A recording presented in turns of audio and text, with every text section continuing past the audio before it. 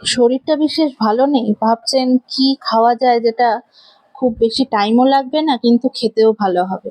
এই আলু ঝিঙে পোস্ত রেসিপিটা একদম সিম্পল।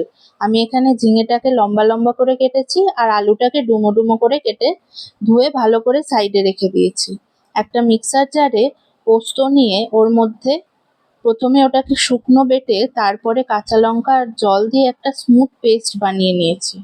মোটামুটি এরম পেস্টটা হলেই হবে। ব্যাস, এটাকে সাইডে রেখে এরপরে কড়াইতে আমরা 2 থেকে 3 টেবিল চামচ তেল দিয়ে ফোড়নে শুকনো লঙ্কা আর কালো জিরে দিতে হবে। এটা যখন একটু হালকা ভাজা হয়ে যাবে ওর মধ্যে আলু আর ঝিঙে যেটা কেটে রেখেছিলাম ওটা দিয়ে হাই ফ্লেমে আবারও ভেজে নিতে হবে। মোটামুটি 1 থেকে 2 মিনিট ভাজার পর দেখবেন আলু আর ঝিঙেটার গায়ে হালকা হালকা একটা লাল রং আসবে। ব্যাস, এরপরেই দেবো হচ্ছে মশলাগুলো। বেশি কিছু দিইনি, হলুদ আর নুন। লঙ্কা গুঁড়োও দেওয়া যায়, আমি দিইনি, আপনি চাইলে দিতে পারেন। মোটামুটি আরও 1 মিনিট ধরে ভেজে অল্প একটু জল দিয়ে ঢেকে রেখে দিতে হবে যাতে আলুটা সিদ্ধ হয়ে যায়।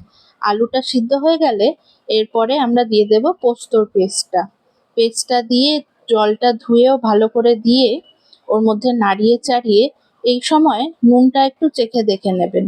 যদি কম বেশি লাগে অ্যাডজাস্ট করেও নেওয়া যায়। একটু চিনিও দিতে পারেন, টেস্টটা ভালোই লাগে।